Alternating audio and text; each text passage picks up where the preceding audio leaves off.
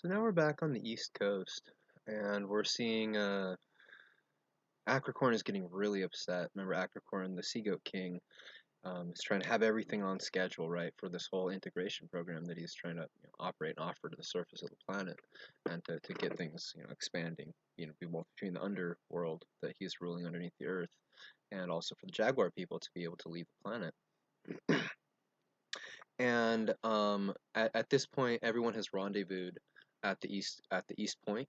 And remember, East Point is at the end of the canal system, at the very top, the northeastern part of the desert.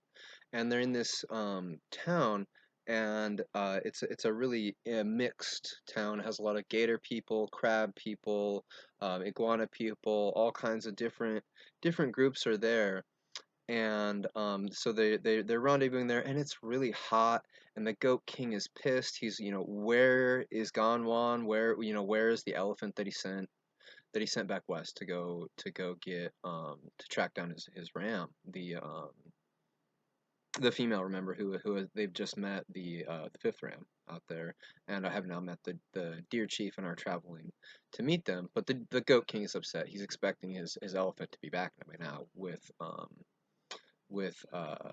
Vestibula and that the whole party there with them.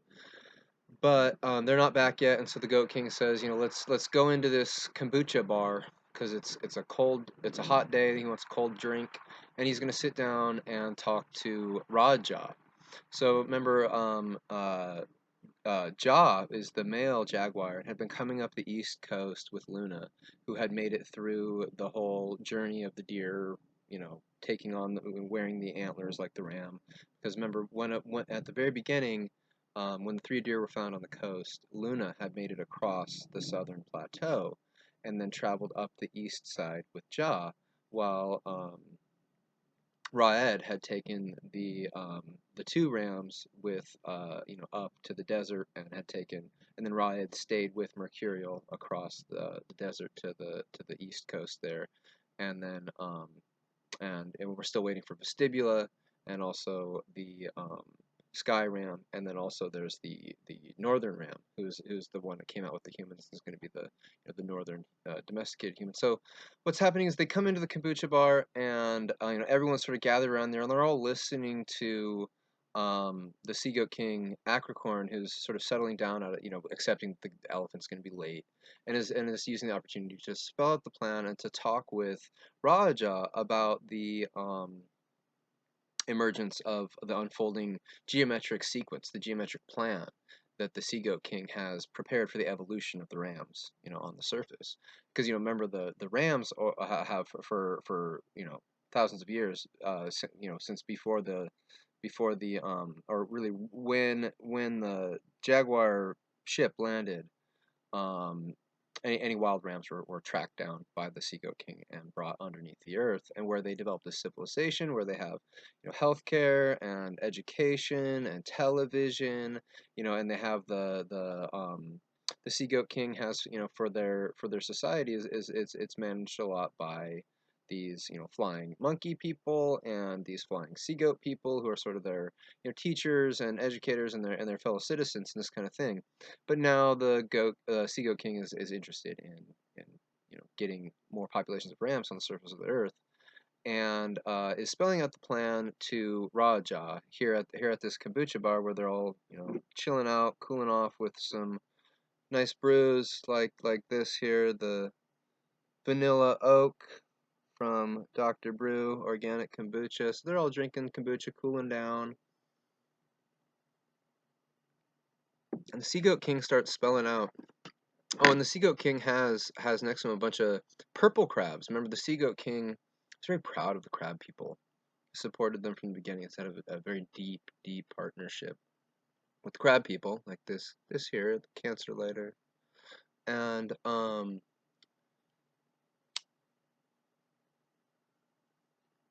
there's all sorts of varieties of crabs all over the surface of the world now, and they're not just localized to the coral regions or coastal regions or anything like that, but they're inland and everything, and moving various substances around to different groups of people for this sort of consciousness expanding paradigm, but that's also sort of having these nasty ecological effects.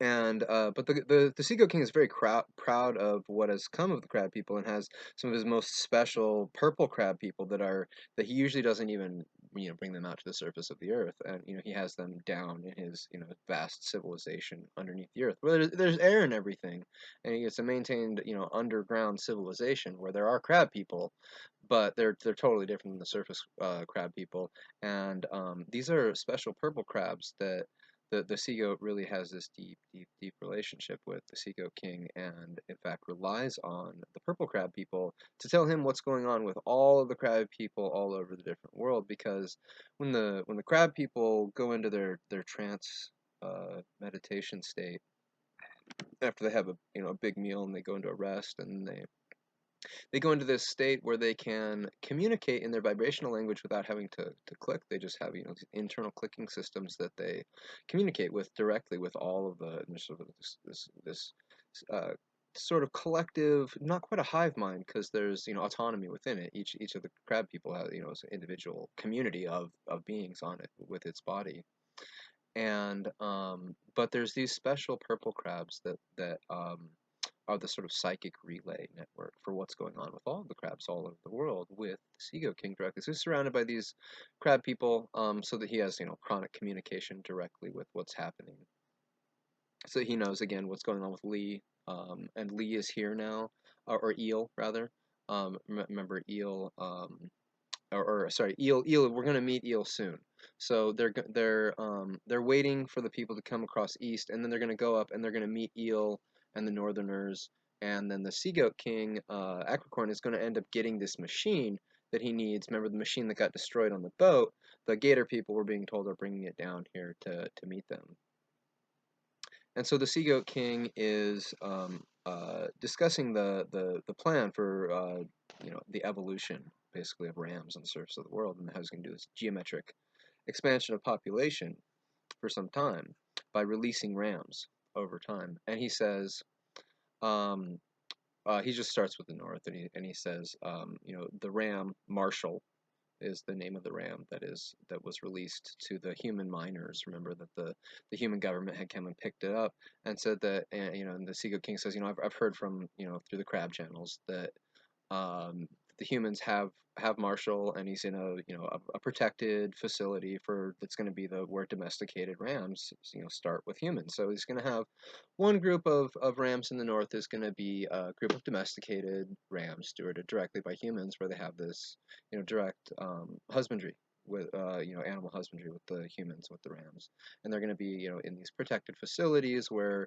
no other wild animals are going to be able to pick them off and this kind of thing, and they get direct care with the humans. And then he's going to have he's spelling out his plan, and he says the ram that's with them right now, Luna, is, and then there's also, so there's two rams with them now. There's Mercurial and Luna. So Luna and Mercurial sort of had this the reunion moment where, like, oh God, I got scared by the lion, and the lion of course had chased Luna off to the mountains where while the other two had gotten away and gone north. So the Sea Goat's spelling out, so Marshall's going to be the first ram up with the Northerners, and Luna is going to be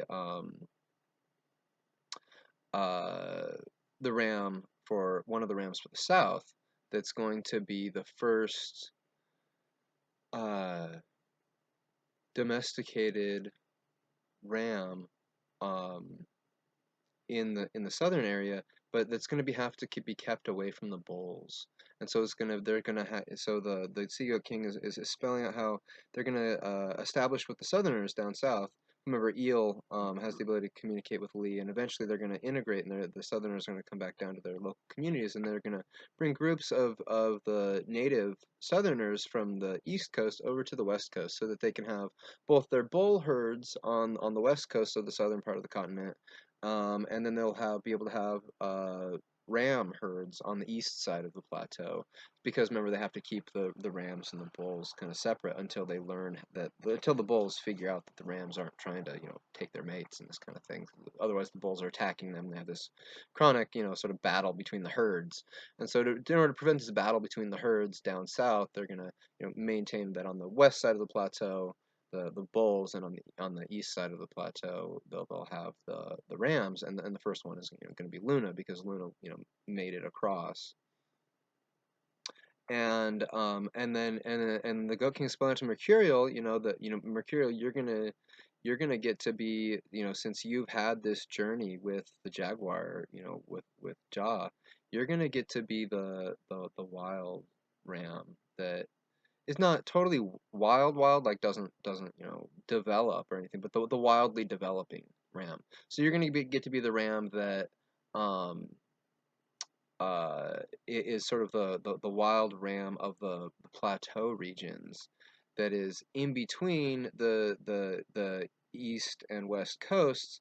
But you're an extremely experienced ram, and um, a lot more of the different stories of the different groups of people in the forest, since you had this great journey, and you're going to be able to go back with Raja to the plateau, and you get to hang out with the jaguars, and the jaguars are going to basically, so the jaguars are going to be able to steward some of these rams because and the lions. So basically the sea goat is offering one ram to the humans for the east coast down south, and one ram to the cats down south to be the sort of the plateau one there. That then the lions, because remember, Tezra is there to make sure that the lions get their rams, right? Because the lions are really pissed. They have had, every 2 days the lions get to chase one ram, and they're really upset about not having a herd of rams for them.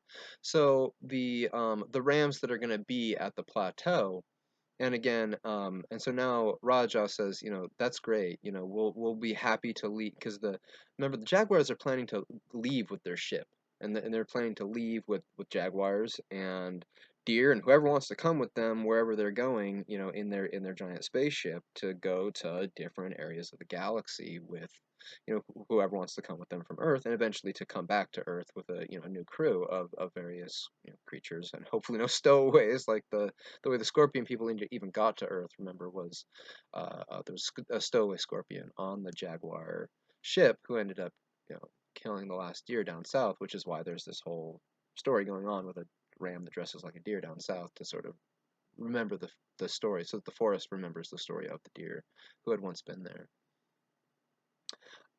So basically the lions are like, thank goodness, the lions are sitting there listening, and they're not having to say a lot because they're having their demands are being met, that they're going to get, of the different four, there's 4 quadrants basically of rams that are going to be available, and the Goat King is spelling this out, and everyone's hearing the plan, and is liking it.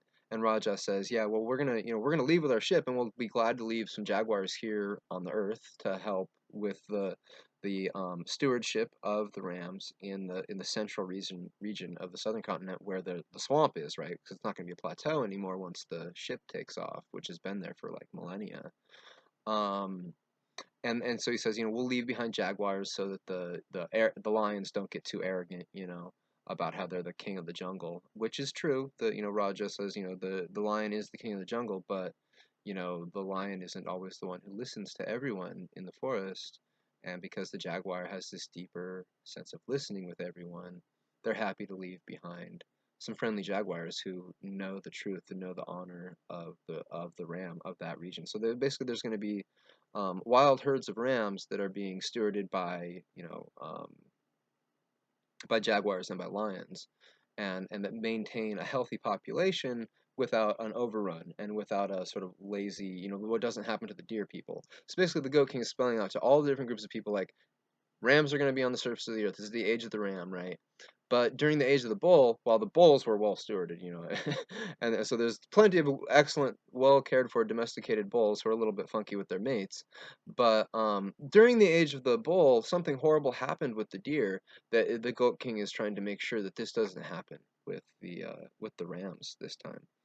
And so, to make the whole loop, so we started with the northern domesticated ram, the southern, or the northern human domesticated ram, the southern human domesticated ram on the east coast, and then the southern, sort of wildish ram that's stewarded by the cat people, and then up north, the Sea Goat King says, um, uh, I'm as soon as Vestibula gets here, we're gonna spell it to Vestibula. You're gonna get to be the northern uh, uh, wild ram who's going to be stewarded by the gator people, and because the sea goat is so proud of the serpent people and the gator people and whatnot, and really wants to offer them an opportunity too, because the reptilians and lizard people are liked by many, but they're not really fully integrated yet and no one's really integrated. That's the whole nature of this whole story is about integration with different groups of people with different interests.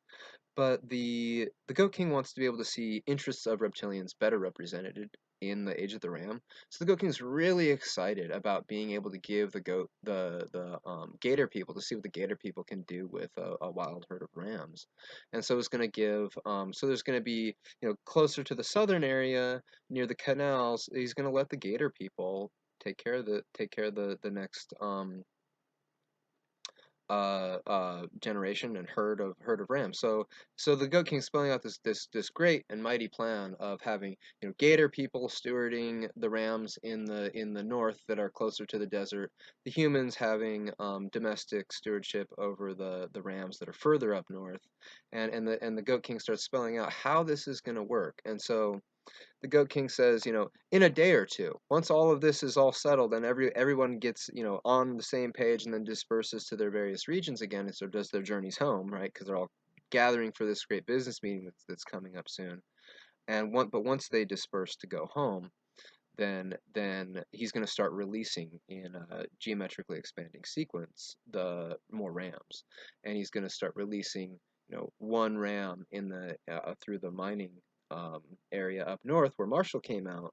He's going to release another ram in a couple days, and then it's going to give him 2 days where Marshall and the next ram, who is going to be Marshall's potential mate, right? And so Marshall's going to get a female ram's going to come out, and then 2 days, and so they're going to get to know each other, and Marshall's going to get to sort of show this next ram what it's like to be a ram that's being domesticated by humans, and then and then likewise Luna is going to be is being domesticated by the humans down south, and so likewise, Luna is going to get a male ram is going to come out, and Luna is going to say, in 2 days, like, hey, I've been hanging out with these guys for 2 days. This is what this like, and so in each of the four regions, after 2 days, one ram comes out, and each of them, gets to sort of teach each other, this is what it's like to be a ram on the surface of the earth in this new age of the ram.